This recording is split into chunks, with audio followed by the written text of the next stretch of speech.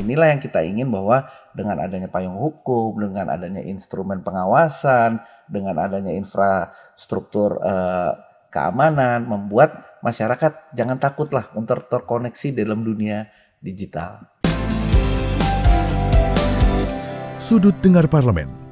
Kembali lagi di Sudut Dengar Parlemen, tentunya Nadia Kanaya kembali hadir dengan informasi-informasi terbaru mengenai isu-isu yang masih hangat ya kan. Karena kemarin itu sempat ramai soal kebocoran data, benar nggak sih? Data kita bocor lagi gitu, ya kan? Nah, pendengar dan pemirsa TVR Parlemen dan pendengar dan pemirsa RRI, tentunya Nadia nggak mau sendiri kalau ngebahas yang kayak gini. Harus ada temennya. Yang sekarang nemenin Nadia adalah anggota Komisi 1, tepat banget ya kan, yang berkaitan langsung dengan permasalahan ini ya kan. Ada Pak Bobi Adityo Rizaldi dari fraksi Partai Golkar, daerah pemilihan Sumatera Selatan 2. Selamat pagi Bapak, selamat siang. Pagi, selamat Karena ini siang ada yang Mbak nonton di Nadia. YouTube ya, ada yang nonton di TVR, ada juga yang mendengarkan di RRI. Jadi kita sapa dengan semua sapaan selamat. ya. Nah Bapak, sudah mendengarkan beberapa keviralan yang kemarin sempat rame sekali soal kebocoran data? Dikit-dikit. Sudah ya, Siap. sudah banyak di blow up di berbagai media juga. Betul. Tapi sebelumnya saya mau menanyakan, apa kabar dengan Sumatera Selatan 2? Alhamdulillah Sumatera Selatan 2 aman, gak ada Kebocoran nggak ada ya? Kebocoran nggak ada. TikToknya Aubima juga belum nyampe Sumatera Selatan, jadi semua masih aman-aman aja di Sumatera Selatan. Oh, semuanya TikToknya belum masuk ya? Belum masuk, nggak Jadi ada. belum ada pengecekan jalan, belum ada nih? Nggak ada. Alhamdulillah kalau Sumatera Selatan termasuk yang jalannya bagus. Oh, lah, jalannya rata-rata. mulus-mulus ya. Terlihat juga dari wakilnya aja, mulus banget. Santai, menyenangkan sekali pokoknya ngobrol sama Pak Bobi ini. Kita mau ngebahas soal kebocoran data nih Pak. Kan kemarin sempat ramai soal Bank Syariah Indonesia yang ternyata datanya diretas ya Pak, beberapa sampai akhirnya pengguna atau nasabah itu tidak bisa melakukan pengecekan saldonya sendiri. Nah, sebenarnya sejauh mana sih keamanan data yang kita miliki nih di Indonesia sendiri, Pak?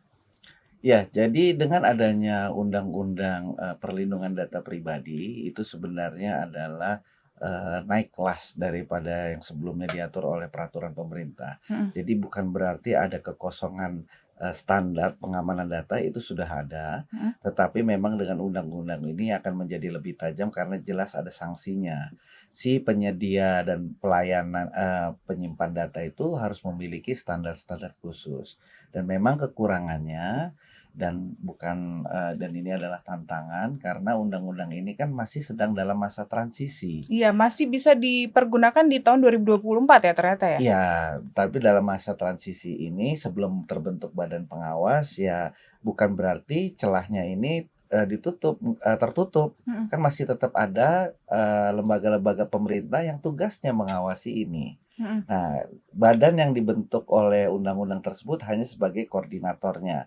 Tetapi saat ini dengan kejadian seperti BSI, sudah banyak badan-badan di lembaga pemerintah yang merupakan pengawas dari sektor ini. Ada dari Kominfo-nya, ada dari BSSN-nya, ada dari Direktorat Cybercrime Polri-nya.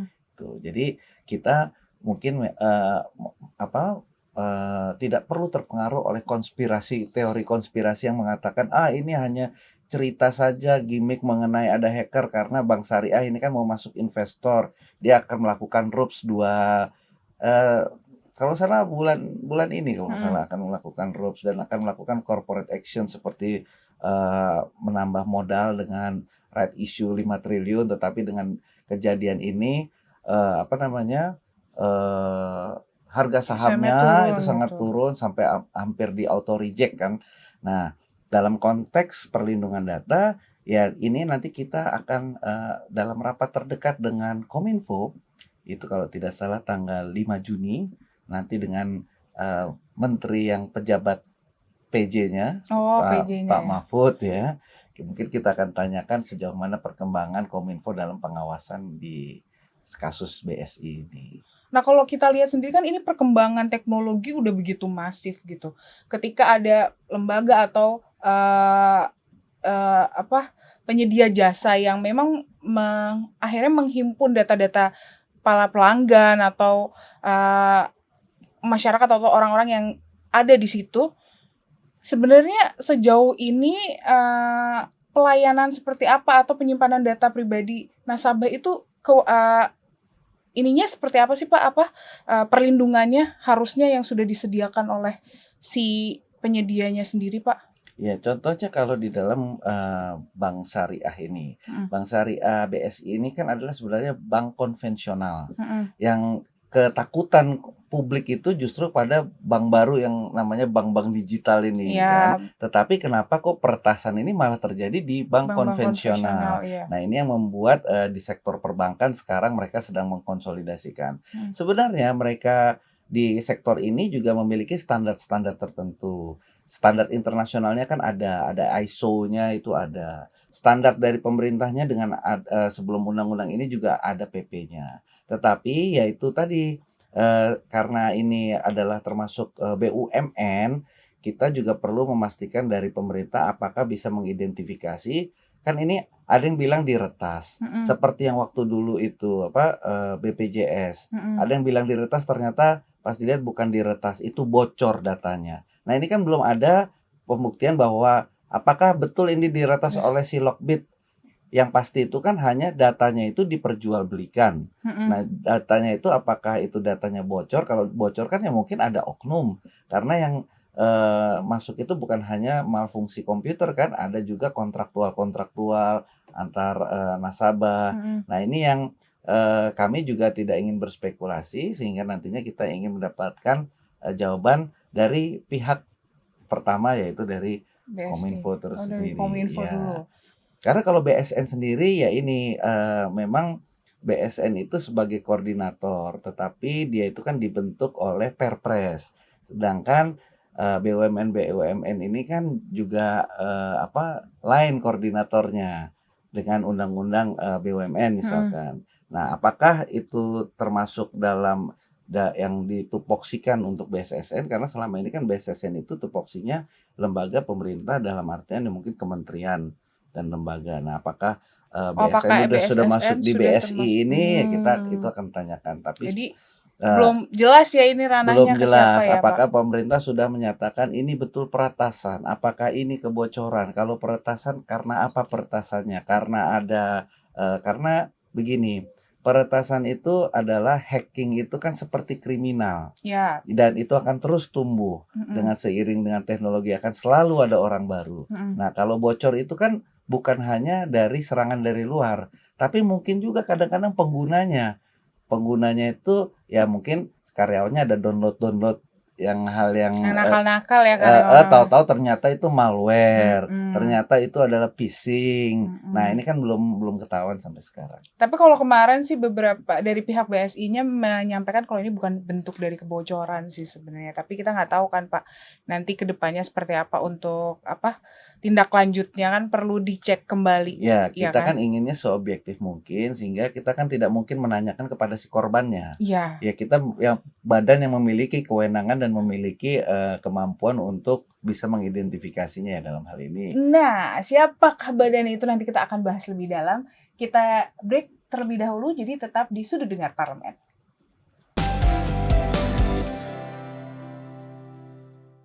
Masih di Sudut Dengar Parlemen, masih bareng Nadia dan Pak Bobi. Nah, kita lanjut Pak, obrolan soal peretasan dan bagaimana langkah-langkahnya. Komisi 1 ini kan sudah cukup sering melakukan rapat dengan BSSN, Kominfo gitu. Nah, sejauh ini Pak, kalau dari beberapa kali masukan, mungkin ada juga dari masyarakat yang juga memberikan masukan ke Komisi 1. Sistem keamanan data di Indonesia itu kelemahannya di mana sih Pak? Kenapa bisa sampai terulang kembali kebocoran? Bahkan data presiden waktu itu sempat bocor. Kemudian BPJS, nah sekarang ini. Nanti kita tidak berharap, tapi kan kita harus melakukan pembaruan untuk meminimalis adanya kebocoran itu. Betul, jadi Mbak Nadia, kalau soal peretasan itu di seluruh dunia, ini namanya dengan digital network ini adalah konsep zero trust. Nah, zero trust itu artinya memang akan selalu ada peretasan, akan selalu ada kebocoran data, dan itu ya itu tadi seperti kriminal ini kan akan terus selalu berevolusi dengan kemajuan zaman. Nah, tinggal bagaimana kita mengelolanya supaya hal-hal tersebut bisa diminimalisir dan dampaknya tidak luas. Nah, itu dengan cara adalah pertama kita harus memiliki payung hukumnya dulu. Nah, payung hukumnya kan kita baru punya ini, di mana di tempat lain, di negara-negara lain itu sudah ada sebelum-sebelumnya. Kita ini termasuk terakhir daripada 180 negara memiliki undang-undang perlindungan data pribadi. Nah, setelah ada payung hukumnya, kita perlu instrumen negaranya, yaitu yang tadi diturunkan adalah dengan adanya dibentuk badan. Nah, dengan adanya badan ini, dengan adanya instrumen, dia akan membuat infrastruktur pengawasannya. Infrastruktur pengawasannya itu bentuknya seperti apa? Dengan membuat standar-standar yang berlaku untuk semua lembaga penyimpan data pribadi. Nah, itulah yang diatur di dalam undang-undang tersebut, bagaimana hak pemilik dan kewajiban si penyimpan data. Nah, sejauh ini sudah ada yang mengatur untuk penyimpan Sudah data? ada, tapi bentuknya belum undang-undang, belum ada sanksi pidananya, belum ada sanksi administrasinya yang jelas kalau kamu ini salah, ini adalah kenanya sekian-sekian persen. Kalau dulu kan kamu nggak boleh ini ya, tapi kalau salah ya ini adalah himbauan supaya kamu Jadi bisa. sebatas himbauan. Namanya PP itu kan himbauan. Nah, dengan ada undang-undang ini jelas kalau kamu tidak menyediakan standar pengamanan A, B, C, D, E, ada kalau kamu tidak kurang apa istilahnya kalau kurang tidak memenuhi standar ada X dendanya. Tapi kalau misalkan apa namanya dia tidak melakukan hal yang pasti ada lebih mahal lagi. Ada lagi paling tinggi sanksi pidananya. Pak, berarti ini artinya ada sedikit yang kita sudah membuat lembaga yang sudah berani menyimpan data, tapi kita belum punya nih infrastruktur untuk. Sudah, itu tadi PP, tapi belum punya kekuatan yang. iya, itulah upaya penegakannya itu belum kuat. Nah, dengan ada undang-undang ini ada penegakannya. Kalau dulu kan bingung nih, apakah BSSN, apa Kominfo Direktorat Siber, apakah Untuk pembahasan Cybercrime undang-undang ini yang untuk memperkuat sudah selesai kan? Undang-undang ini sudah PD. menjadi udah selesai tahun 2022. Sekarang dalam masa transisi itu Kominfo yang menjadi pelaksananya. Makanya dalam kasus BSI ini kita akan tanyakan Kominfo karena dia bertindak sebagai sebelum badan ini terbentuk. Oh, jadi Yang maksimal 2 tahun harus terbentuk. Jadi nanti yang akan dicecar oleh Komisi 1 adalah Kominfo. Iya, kalau dalam kasus yang sekarang transisi. Kalau 2 tahun lagi badan ini harus sudah Badan ada. ini sudah ada ya. Betul. Nah, terus kalau bagaimana dengan implementasinya nanti undang-undang PDP sendiri, Pak? Ya, ke itu depannya. Implementasi ini akan perlindungannya sejauh apa sih, Pak? Perlindungannya itu sudah jelas juga. Malah ada dalam satu klausa kalau data pribadi tersebut menimbulkan kerugian bagi si pemilik data, si penyimpan data dan pengelola data ini harus memberikan kompensasi. Dalam bentuk?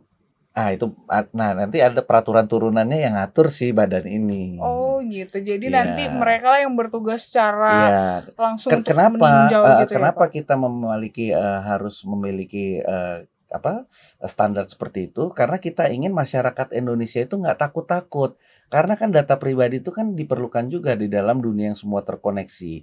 Supaya statistik kita dalam pengambilan keputusan dan kebijakan itu menjadi lebih tepat sasaran. Siapa yang harus diberikan bantuan, siapa yang harus diberikan upscaling, siapa yang harus diberikan kredit, itu kan berdasarkan data pribadi semua. Nah, berarti ini BSI bukan berarti terus akhirnya lepas dari pengawasan kan? Oh, betul. Tetap akan ada pengawasan dan tindak lanjut lebih lagi. Siapapun yang menyimpan data pribadi milik masyarakat itu harus memenuhi standar-standar ini. Meskipun undang-undang PDP belum bisa diimplementasikan. Tapi kan sudah ada PP-nya. Sudah ada PP-nya ya, Pak. Ya walaupun PP yang sebelumnya.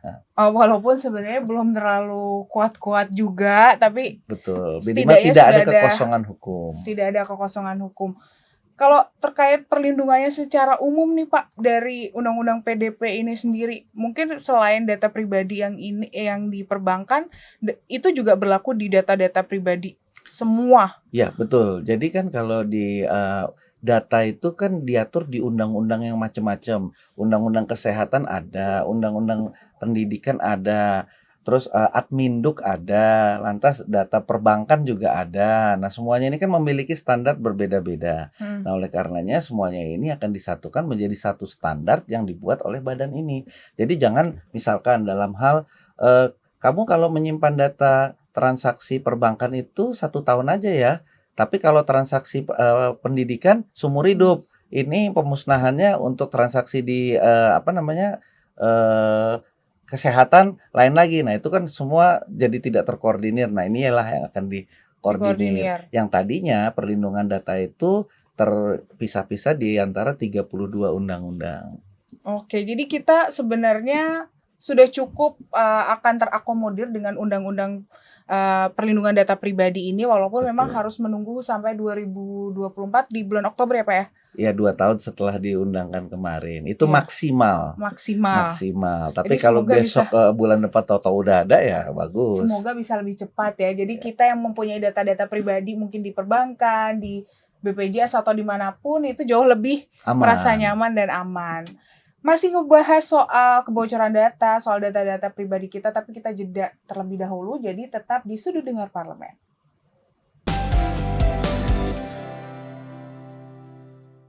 Balik lagi di Sudut Dengar Parlemen, masih sama Nadia Kanaya dan Pak Bobi nih. Tentunya kita masih ngebahas soal data-data pribadi kita nih aman atau enggak sih. Nah, kita mau ngebahas sebenarnya kalau BSSN atau Badan Cyber dan Sandi Negara itu kewenangannya sejauh mana, dan Kominfo ini sejauh mana Pak dalam hal penyimpanan penyimpanan data-data nasabah maupun orang-orang yang saat ini kan semua akses harus menggunakan data pribadi secara digital. Nah, itu sejauh mana mereka?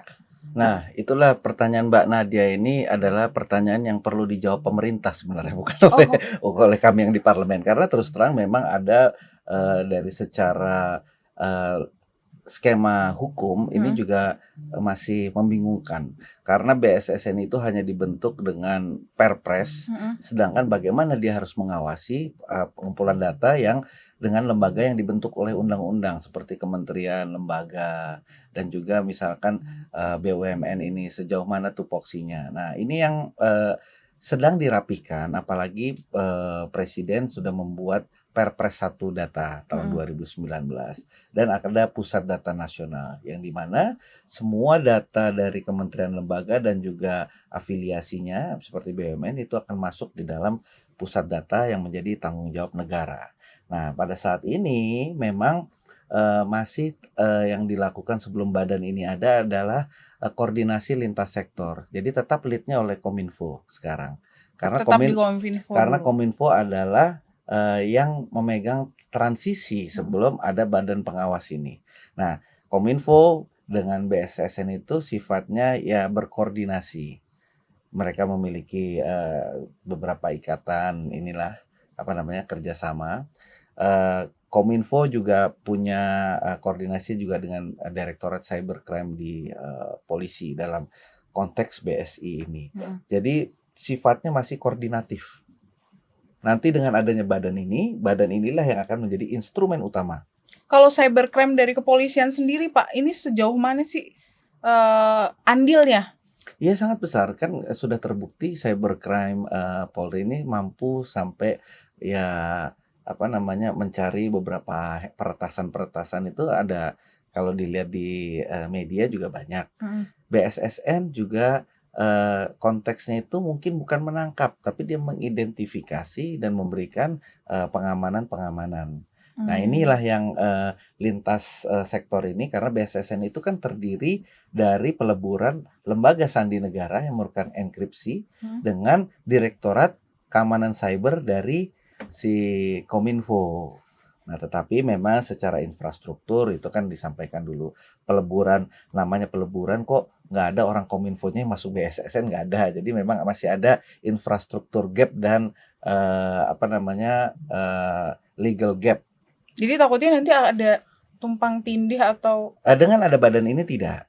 Tapi dengan sekarang yaitu jadi sifatnya koordinatif. Harusnya semuanya itu kan di BSSN, tapi BSSN levelnya masih Perpres, belum ada undang-undangnya. Sedangkan badan ini adalah badan yang dibentuk oleh undang-undang, jadi pasti jadi lebih lebih tinggi. punya kekuatan. Betul. Nah, nanti untuk kedepannya sendiri, kan Komisi 1 nih akan mengundang Kominfo, Iya. BSI juga. Kelihatannya belum Nah, ada agenda dalam rapat kita kemarin ya. Pasti di Kominfo ini juga akan membahas soal data pribadi ini kan, Pak? Pasti. Nah, ini boleh di-spill atau dikasih bocoran sedikit deh, Pak, terkait apa yang nantinya akan dititik beratkan dalam pertemuan itu, Pak? Ya, pertama pasti kita ingin memastikan apakah sudah ada instrumen negara yang memiliki kemampuan untuk mengidentifikasi serangan-serangan cyber tersebut. Kan yang tadi seperti yang disampaikan oleh Mbak Nadia, apakah negara memiliki kemampuan untuk bisa mengidentifikasi apakah ini peretasan, apakah ini kebocoran karena oknum atau ada hal-hal lainnya, apakah karena memang ada sistem malfunction atau apa. Nah, itu kan kita perlu tahu apakah pemerintah memiliki infrastrukturnya. Dan yang kedua, ya kita tentu akan menanyakan dengan ada kejadian seperti ini yang cukup signifikan di publik dan sudah berulang kali, kapan badan ini akan diadakan gitu. Ya. Itu yang paling utama aja, karena kita kan ya seperti audit legislasi lah. Ini undang-undangnya udah hampir setahun, udah setengah tahun lebih, udah sampai mana progresnya, itu yang ingin kita sampaikan. Jadi sejauh ini memang belum ada informasi terkait dengan badan. Belum. Oke, Pak, kalau di Undang-Undang PDP ini nantinya apakah juga akan memberikan sanksi-sanksi baik yang kemungkinan nanti kan ada yang kebocoran yang dilakukan oleh perorangan yang ada di dalam lembaga itu atau secara institusi, secara individual, administratif sampai pidana diatur dalam undang-undang ini. Semuanya akan diatur. Sudah. Oh iya, karena termasuk besarannya juga sudah. Tinggal nanti peraturan pelaksanaan di bawahnya itu kan akan mendetailkan lagi sehingga nanti tidak ada beda interpretasi antara penegak hukum dengan badan. Kalau Bapak sendiri melihat kebocoran data yang berulang-ulang terjadi ini seperti apa, Pak? Kan Bapak kan sudah melakukan pembuatan undang-undang PDB. Tapi ternyata kebocoran masih berulang-ulang di Indonesia ini. Ada rasa kesal juga nggak sih, Pak? Karena kan pasti kalau masyarakat tuh rasanya jadi was-was gitu loh. Kita sendiri tuh jadi was-was, ini bisa nggak sih, aman nggak sih data-data? Jujur kalau saya gitu ya, Pak, ketika apalagi kalau bank konvensional aja bisa diretas tadi seperti Bapak bilang. Apalagi bank digital. Manusia-manusia konvensional seperti saya tidak percaya dengan uang digital. Itu yang mengkhawatirkan sehingga kita ini juga kalau namanya kasus hacking itu luar biasa banyak. Dalam tahun 2021 saja itu ada 290 juta kasus peretasan. Tetapi kita melihat mana yang efeknya untuk publik itu sangat besar. Nah, ini yang kita perlu jaga. Kenapa? Karena kan intinya dunia digital ini kan kita ingin masyarakat itu terkoneksi. Jangan sampai masyarakat malah menjadi takut. Karena kan kita ngelihat kalau masyarakat terkoneksi, apapun kita bisa lakukan. Transaksi antar mereka bisa, apalagi waktu saat Covid kan satu-satunya sektor yang tumbuh 2 digit hanya sektor digital network. Sehingga sekarang beli sayur aja udah bisa langsung ke pedagang, bisa beli pakaian atau apa. Jadi transaksi dalam negeri saja dengan connectivity ini sudah luar biasa. Dan ini baru, kalau tidak salah, baru 20% dari masyarakat Indonesia terkoneksi dunia digital. Nah, inilah yang kita ingin bahwa dengan adanya payung hukum, dengan adanya instrumen pengawasan, dengan adanya infrastruktur keamanan, membuat masyarakat jangan takutlah untuk terkoneksi dalam dunia digital. Itu utamanya. Oke, jadi semoga perbincangan kita ini tidak membuat masyarakat jadi trauma ya. Jadi Tapi takut. jadi takut ya. Jadi Takut. tenang aja, Undang-Undang PDP paling lama Oktober 2024. Paling lama. Udah ada. Semoga bisa lebih cepat lagi karena di Undang-Undang PDP itu memang benar-benar bisa memberikan perlindungan data pribadi kita. Jadi PR-nya dari ini adalah gimana nantinya masyarakat bisa menggunakan teknologi-teknologi ini secara aman ya Pak, dan tenang ya Pak. Perkembangan ini tidak disalahgunakan. Nah, jadi nanti kita lihat apakah Komisi 1 akan mencecar aja ya. Jadi akan memberikan banyak tubian pertanyaan kepada PJ Kominfo. Kita lihat langsung Yang lagi nanti. hits. Yang lagi hits ya. Jangan lupa loh nonton langsung siarannya Komisi 1 dengan PJ Kominfo yang baru ya Pak ya. Terima kasih Pak Bobi sudah mampir ke Sudut Dengar Parlemen, sudah meluangkan waktu. Dan teman-teman semoga bisa memberikan informasi yang lebih lagi buat para pendengar dan pemirsa TVR Parlemen maupun pendengar dan pemirsa RRI ya. Nadia dan kerabat kerja yang bertugas undur diri, terima kasih dan sampai jumpa.